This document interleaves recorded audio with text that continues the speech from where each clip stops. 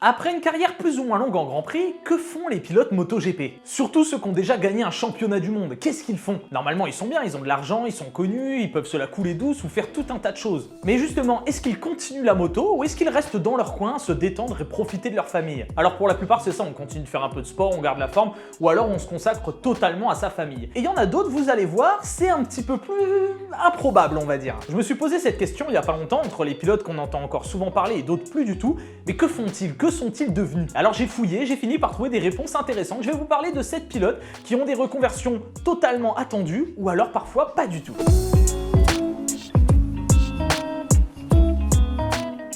Commençons en douceur par le plus connu de tous, Valentino Rossi. C'est celui qui nous choquera le moins et vous allez voir pourquoi. Après 25 ans à rouler en Grand Prix, l'Italien décide de prendre sa retraite à la fin de l'année 2021. Et on se doutait déjà un petit peu de la suite des aventures pour lui quand on connaissait son passé, passer du 2 roues au 4 roues. Et d'ailleurs, c'est pas la première fois que Valentino Rossi s'essaye aux voitures. Il l'avait déjà fait plusieurs fois avec les rallyes, dont le rallye de Monza, mais également en 2004, il avait déjà effectué des tests pour Ferrari en F1. Tests qu'il recommencera en 2005, 2006, 2008 et 2010 pour finalement ne jamais aller dans cette catégorie. Et pourtant, il était loin d'être mauvais en F1, vraiment loin. Mais alors, pourquoi il n'y a pas été? Eh bien, il estimait que le risque était un petit peu trop gros pour lui, il savait pas s'il allait être vraiment ultra performant là-bas, parce que s'il y allait, c'était pour gagner. Alors on lui avait proposé d'être pilote-testeur à ce moment-là, mais il avait aussi sa carrière moto en jeu. Et il se voyait pas trop quitter le monde des Grands Prix moto, il se voyait encore même faire de très belles années là-bas. Mais après ces fameuses belles années, justement, le docteur quittera le monde des Grands Prix en tant que pilote, car il reste présent malgré tout avec ses équipes et ses pilotes de la VR46 Academy. Pour aller où? Eh bien vers un autre sport. Un sport à 4 roues, le GT World Challenge Europe, une compétition automobile avec des voitures de grand tourisme. Il sera chez Audi en GT3 avec une superbe R8 LMS. De quoi continuer à suivre Valé encore quelques années. Pour nous les fans, ça fait plaisir. Passons sur un autre champion du monde qui s'est tourné vers le 4 roues il y a pas longtemps, tiens. Dani Pedrosa. Plus de 17 ans en Grand Prix et 3 titres de champion du monde, le petit espagnol aura continué malgré tout en moto après sa retraite fin 2018. Il aura été pilote-testeur pour KTM et s'offrira même une petite wildcard en 2021 et en terminant 10e quand même. Mais pour Dani Pedrosa, l'avenir semble se dessiner non pas avec 2 mais avec 4 roues. Puisqu'il a tout simplement rejoint le team FFF pour participer à 3 épreuves du Lamborghini Super Trofeo à bord de la Huracan. Vous l'aurez compris, c'est une compétition GT3 européenne spécialisée pour les Lamborghini. Alors moi j'y connais rien en compétition voiture pour le coup, mais je me dis que c'est plutôt cool de voir Dani Pedrosa participer à ça parce que lui aussi avait déjà réalisé quelques petits essais avec des F1, il s'en était très bien sorti notamment au Red Bull Ring. Donc si vous voulez suivre Dani Pedrosa, ce sera également sur 4 roues, tout comme Valentino Rossi, très bientôt, mais en Lamborghini. Mais est-ce que tous les grands champions MotoGP continuent dans le sport et surtout continuent en 4 roues? Eh bien pas forcément. Prenons Jorge Lorenzo, tiens. Lorenzo c'est quand même 5 titres de champion du monde, 17 ans en Grand Prix, 68 victoires mondiales, bref, l'un des plus grands pilotes de l'ère moderne. Eh bien Lorenzo, lui, il aura pris une toute autre option. Déjà, il a pris du bon temps, et il a bien raison. Il a passé pas mal de temps à voyager dans des endroits paradisiaques, à se faire plaisir, à bien manger et surtout se détendre. Et aussi à lâcher quelques tacles sur les réseaux sociaux dès qu'il pouvait, du Jorge Lorenzo quoi. Puis était venu le temps pour lui de réapparaître à l'écran, mais d'abord, le petit écran, celui d'internet. Parce que croyez-le ou non, si vous n'êtes pas au courant, Jorge Lorenzo est devenu youtubeur. Alors des pilotes qui font des vidéos de temps en temps sur YouTube, il y en a, mais lui il a eu vraiment sa période YouTube à fond. Alors ça a pas duré longtemps, je crois que ça a duré 2-3 mois, parce que ça fait déjà en plus 9 mois qu'il n'a rien publié, mais il était pas mal actif. Il faisait des débriefs et analyses des courses de l'année, et forcément avec son œil d'expert, ça matchait bien. Mais maintenant Lorenzo il a stoppé tout ça et il fait autre chose, il est passé sur un écran un petit peu plus grand. Alors non, pas le cinéma, mais bel et bien la télévision, puisque Lorenzo est avec la chaîne DAZN pour apporter son avis d'expert pendant les Grands Prix, reconversion médiatique pour lui du coup. Forcément quand tu as Jorge Lorenzo 5 fois champion du monde en tant que commentateur intervenant, ça met bien pour la chaîne télé quoi. J'en avais déjà parlé dans une autre vidéo, mais certains ne s'éloignent pas totalement du 2 roues. Ils restent d'ailleurs sur ce genre de machine, mais dans une autre compétition. C'est le cas justement de Danilo Petrucci, qui passe du MotoGP au Dakar. Passer de la finesse, la précision et le plat des circuits de Grand Prix à l'enfer du désert, les bosses, le sable et l'incertitude du Dakar. Alors là oui, autant dire que pour le coup c'est le jour et la nuit quoi. Même si ça reste 2 roues et un moteur. Et on peut le dire, il s'en est très bien sorti Danilo Petrucci puisqu'il remportera la 5e épreuve du Dakar en 2021.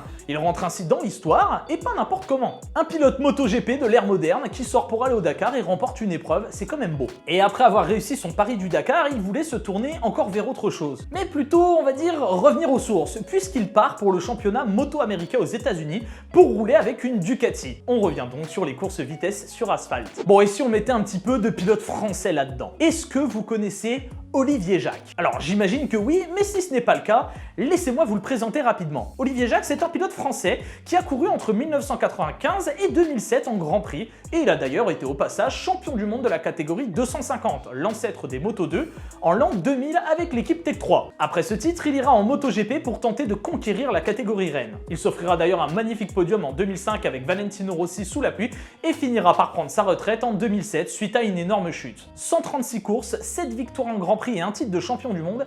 C'est quoi la suite pour Olivier Jacques après une telle performance? Eh bien notre pilote français, il s'est reconverti. Mais il s'est reconverti pas dans le sport pour le coup. Il s'est reconverti, accrochez-vous bien, dans l'immobilier.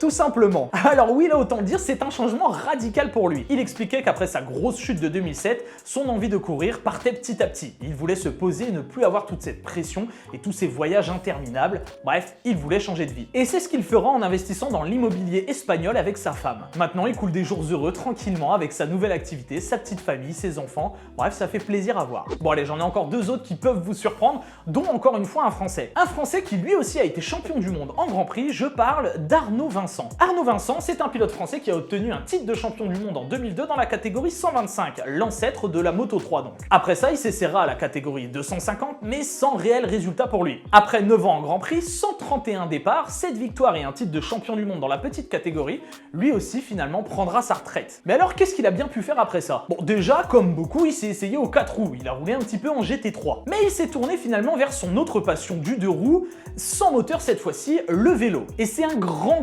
passionné de vélo, Arnaud Vincent, à tel point que sa reconversion va se faire là-dedans. Et il va pas devenir pilote professionnel en vélo, non, il va faire autre chose. Il va tout simplement lancer sa propre marque de protège-mains pour VTT. Ça paraît totalement dingue de se dire que Arnaud Vincent, il a eu un titre de champion du monde dans la petite catégorie au début des années 2000 et maintenant il a sa boîte de protège-mains pour VTT. Moi je trouve ça super cool parce qu'il a réussi déjà à se reconvertir dans quelque chose, à retrouver une nouvelle passion et à l'assouvir complètement. Je trouve ça juste génial. Et si vous aussi vous faites du VTT, vous pouvez vous rendre sur avsracing.com pour vous offrir des protège-mains de la marque d'Arnaud Vincent, tout simplement. Bon allez, un petit dernier pour la route. Là je vais vous parler de quelqu'un qu'on voit encore un petit peu à la caméra puisqu'il travaille dans le box Ducati Pramac, souvent aux côtés de Jorge Martin. Un certain Fonzi Nieto. Si ça fait longtemps que vous suivez les Grands Prix, normalement vous connaissez ce nom. Et c'est d'ailleurs le seul de notre liste aujourd'hui qui n'a pas été champion du monde en Grand Prix. Mais vous allez voir qu'il a quand même une carrière intéressante. Déjà il est resté pas mal d'années puisque Fonzi Nieto c'est quand même 115 départs, 5 victoires, une place de vice-champion du monde en 250 en 2002.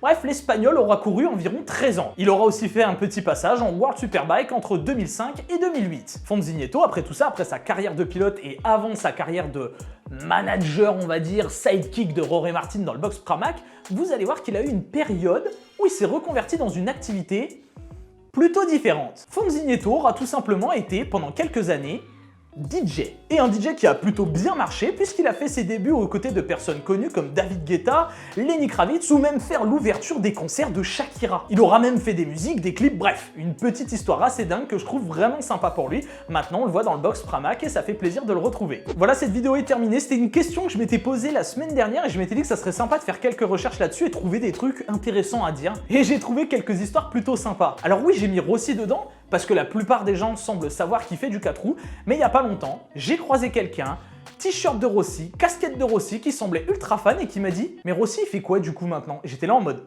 « Mais si tu es fan, tu sais ce que fait Rossi !» Donc je me disais, pourquoi pas mettre une petite piqûre de rappel, ça fait du bien. En tout cas, merci d'avoir suivi cette vidéo, j'espère qu'elle vous a plu. Si vous avez des anecdotes comme ça sur des pilotes qui ont des reconversions un petit peu atypiques, n'hésitez pas à les laisser en commentaire. Si cette vidéo vous a plu, je vous invite à la liker, la commenter, la partager. N'oubliez pas de vous abonner, de cliquer sur la petite cloche si ce n'est pas déjà fait. Quant à moi, je vous laisse, je vous donne rendez-vous très bientôt pour une prochaine vidéo. D'ici là, portez-vous bien, prenez soin de vous et vie à tous.